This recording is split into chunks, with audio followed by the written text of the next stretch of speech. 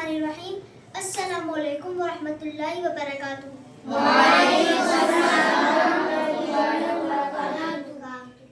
इब्न माजा जल्दी अव्वल हदीस नंबर 1085 फरमाया नबी करीम सल्लल्लाहु अलैहि वसल्लम ने इन्ना मिन अव्वली अय्यामिकुम यौमुल जुमुअह, तुम्हारे दिनों में सबसे ज्यादा अफजल दिन जुम्मे का दिन है।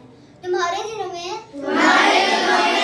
सबसे ज्यादा अफजल दिन जुम्मे का दिन है। तुम्हारे दिनों में सबसे ज्यादा अफजल दिन जुम्मे का दिन है। आज का मेरा टॉपिक है पादरी के। इसमें ना एक पादरी होता है और एक बिलाल होता है। पादरी वो होते हैं जैसे यहाँ पे हमारे आलिम होते हैं, वैसे ईसाइयों के वहाँ पे पादरी होते हैं। इसमें ना एक पादरी होता है और बिलाल होता है। जो पादरी होता है ना वो बिलाल से कहता है कि मुझे बड़ी हैरत होती है कि जब तुम लोग का जुम्मे का दिन होता है तुम्हारे घरों से लोग निकलने होते हैं, यानी मर्द निकलने होते हैं, जिसमें बूढ़े बच्चे नौजवान सब होते हैं। लेकिन जब इतवार वाला दिन आता है तो हम जब अपने बच्चों को बोलते हैं कि चलो हमारे साथ चर्च में चलो, तो उनके ऊपर कोई असर ही नहीं होता, वो हमारे साथ जाते ही नहीं है। तो बिलाल जो होता है वो कहता है मुझे ये तो नहीं पता कि तुम्हारे बच्चों पे ऐसा क्यों नहीं होता, लेकिन मुझे इतना ज़रूर पता है कि हमारे नबी सल्लल्लाहु अलैहि वसल्लम ने फरमाया तुम्हारे दिनों में सबसे ज़्यादा अफजल दिन जुम्मे का दिन है।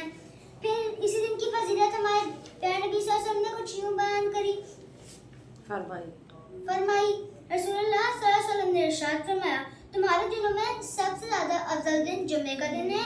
इसी में हज़रत आदम को पैदा किया और इसी में पहला और दूसरा सूरज उगड़ जाएगा। इस दिन मुझ पर ज़्यादा दुरूद भेजा करो क्योंकि इस दिन मुझ पर दुरूद पेश किया जाता है। इस दिन हज़रत आदम अलैहिस्सलाम को पैदा किया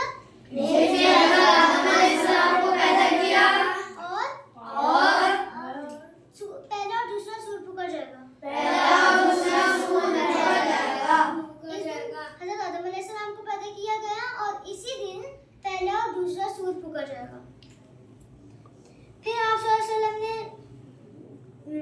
और फिर एक शख्स ने अर्ज किया रसूलुल्लाह सल्लल्लाहु अलैहि वसल्लम हाँ आपके ऊपर दुरूद कैसे पेश किया जाएगा, हालांकि आप तो मिट्टी हो चुके होंगे। आप सल्लल्लाहु अलैहि वसल्लम ने फरमाया अल्लाह ताला ने ज़मीन पर अंबिया कराम के इत्साम मुक़द्दस का खाना हराम फरमा दिया है, यानी कि जो अंबिया कराम और औलिया कराम असहाब यानी जितने भी अल्लाह वाले बंदे हैं अल्लाह ताला ने मिट्टी को मना फरमा दिया, हराम फरमा दिया है किनके जिस्म पर, अंबिया कराम अल्लाह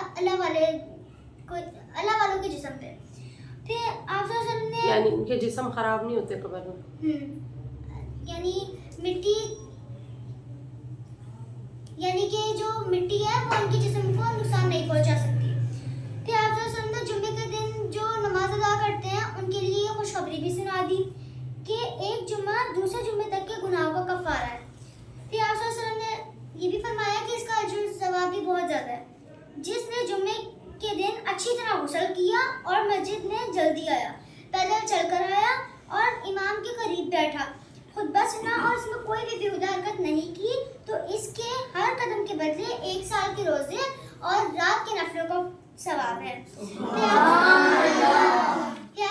ने एक और हदीस में इरशाद फरमाया जब जुम्मे का दिन होता है तो मस्जिद के तमाम दरवाजों पर फरिश्ते लोगों के अमाल लिखने के लिए, लोगों के दर्जे लिखने के लिए बैठे होते हैं।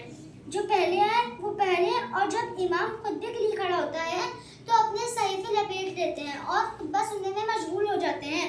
तो नमाज के लिए जल्दी आने वाले की मिसाल ऐसी है जैसे पहले ऊँट की कुर्बानी देने वाला, फिर गाय की कुर्बानी देने वाला, फिर मेंढे की कुर्बानी देने वाला, फिर मुर्गी की कुर्बानी देना, फिर अंडा देने वाला। इसके बाद जो आता है वो नमाज में शरीक हो जाता है।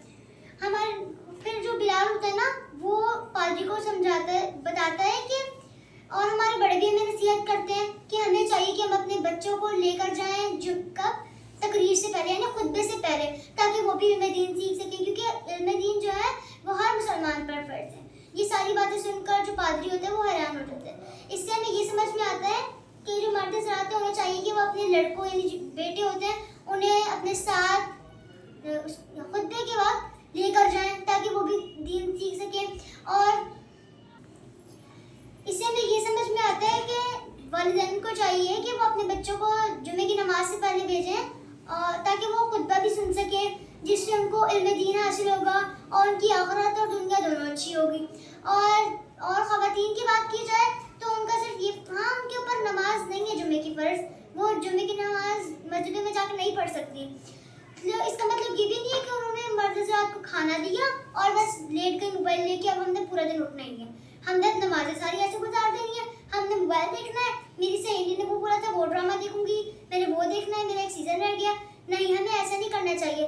ہمیں چاہیے کہ ہم جمعے کے دن اپنے بچوں کو یعنی ماؤں کو چاہیے کہ وہ اپنے بچوں کو اپنے ساتھ بٹھا کر ان کو درود پاک پڑھوائیں اور تسبیحاں پڑھائیں, نماز پڑھیں اور قرآن پڑھیں, نہ کہ یہ کام کریں. اور جو انبیاء کرام کی جسم ہے اللہ تعالیٰ نے یہ بھی فرما دی ہے کہ ان کے جسم کو کوئی مٹی نقصان نہیں پہنچا سکتی. تو اگر ہم درود پڑھتے ہیں ہمارے آقا سنتے ہیں؟ جی بتاؤ بچوں, اگر ہم درود پڑھیں گے تو ہمارے آقا سنیں گے. تو اگر کوئی کہے وہ تو وفات پا چکے ہیں, پھر آپ کیا حدیث پیش کریں گے؟